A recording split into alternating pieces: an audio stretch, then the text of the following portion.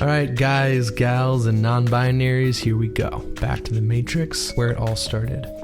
This video is about the Matrix series, but before we get into that, I just want to acknowledge for a second that my Wilfred video got a shout out from Wilfred himself, okay? Jason Gann on his Facebook account. Also, I'm editing this video right now, and as I'm editing, we hit 100 subscribers. We did it, let's pack it up. I've arrived, media no longer matters, I'm officially an influencer, now catch me at the Emmys next year.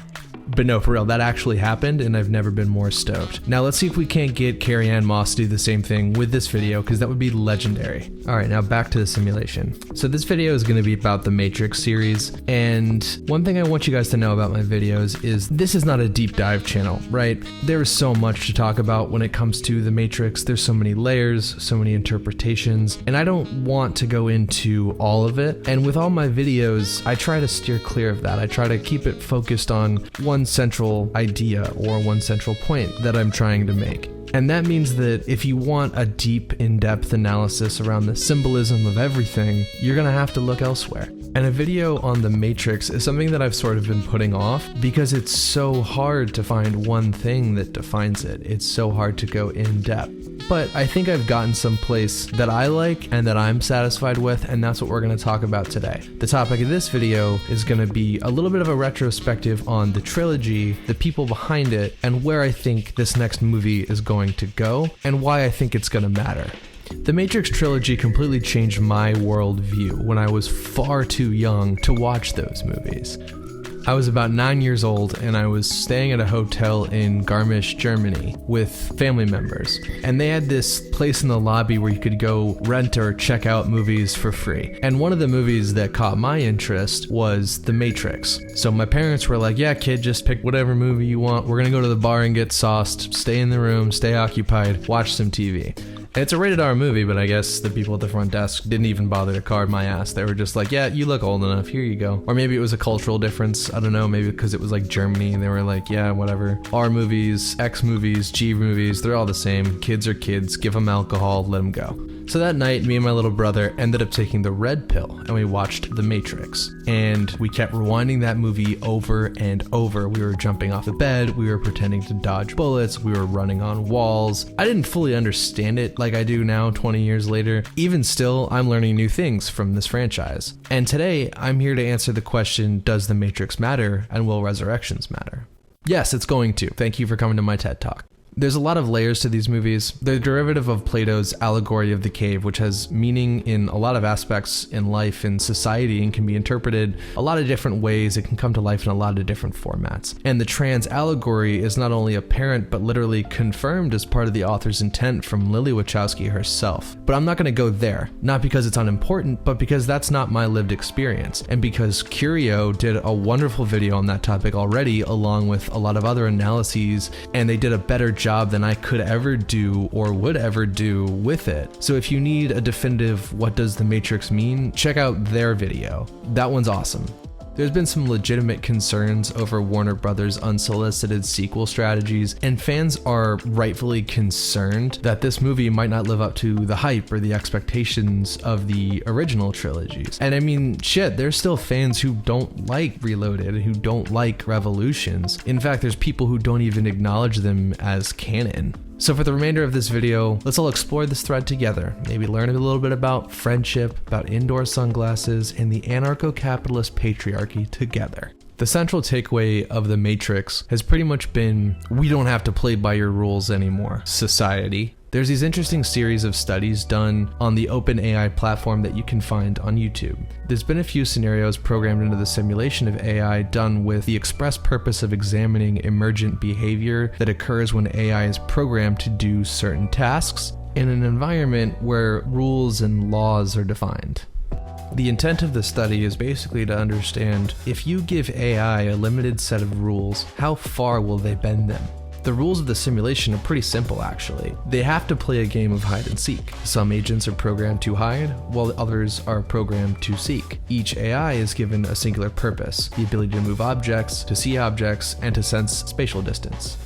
The AI both consistently test these boundaries of the objects and the limitations of their world until the rules of the universe are able to be manipulated to the point where the AI does this crazy ass shit.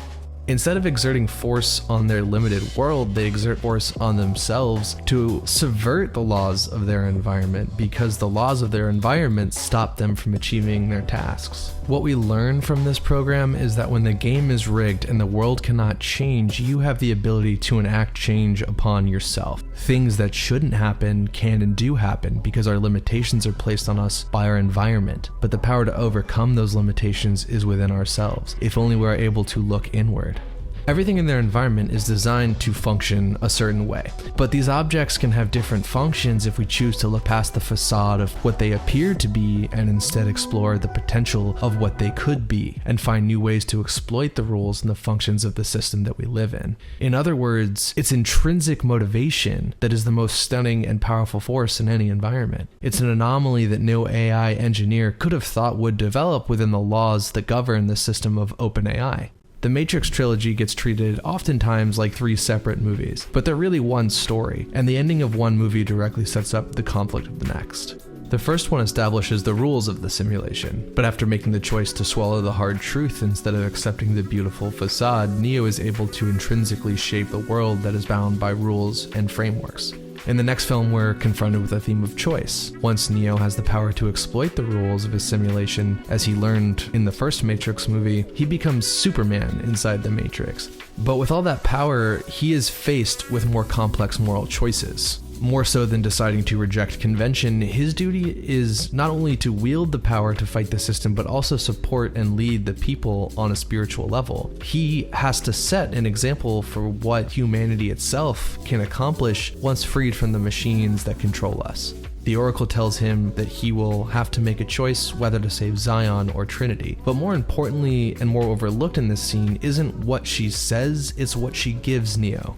Candy? Candy. What the Oracle is trying to do here is remind Neo of the choice that he made when he took the red pill back in the first movie, and how now he has responsibilities stemming from that choice. And if you've been paying attention to the film at this point, you know that Neo didn't take that pill because of Zion, he took that pill because of Trinity. Now he just has to manifest into the decision that he already made. He joined this fight for truth, but he keeps fighting for love. The Oracle knows full well that he's not going to eat the candy or deny it. He's taking a third option here. He's saying, fuck your choice, I don't need it, I can't, I won't. No, I can't do that. I won't.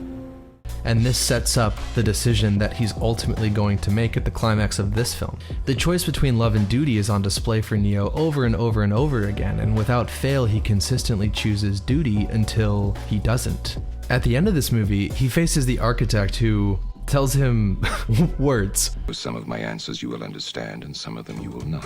Irrevocably, ergo concordantly, eventuality of an anomaly, inexorably, integral anomaly, inevitability, ergo concordantly, vis-a-vis. You know what? I have no idea what the hell I'm saying.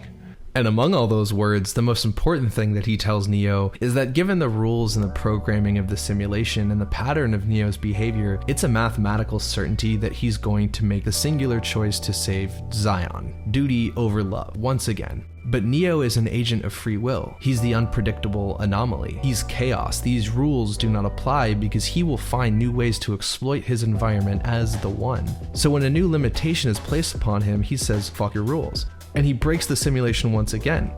He doesn't accept the binary choice like he did in the first movie with the red pill or the blue pill. Instead, he chooses both and neither. He chooses not to compromise because the choice, like the Matrix itself, is just a facade.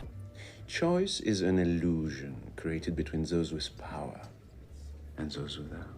The illusion of choice is what enslaves us. The more options we are given, the harder it is to choose, and so by limiting his options in a binary way, the architect is attempting to manipulate and coerce the behavior of the anomaly as a form of control, but Neo doesn't buy it. The binary nature of choice is based on rules, and rules, as Neo knows, can be bent and broken. And after exiting the Matrix, he's able to crush the machines with his Matrix powers in the real world, for a lot of reasons that are still up for debate, but thematically, the choices that he's made now have influence outside of the illusion. The rules that govern his environment have changed for him. He has changed, his reality is changing, and he is the agent that causes that, much like the AI study through intrinsic motivation. Rules do not exist. Boundaries do not exist. He's made choices, and now all that's left to consider is the results of those choices, which is what we're going to explore in Matrix Revolutions.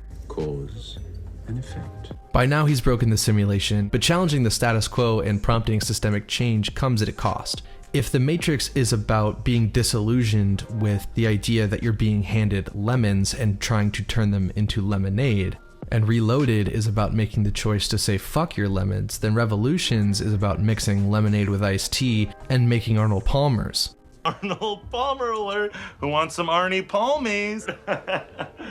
In other words, the Matrix trilogy is about instituting change by rejecting the reality imposed upon us by our environment and transforming the world by transforming ourselves. Change starts with us.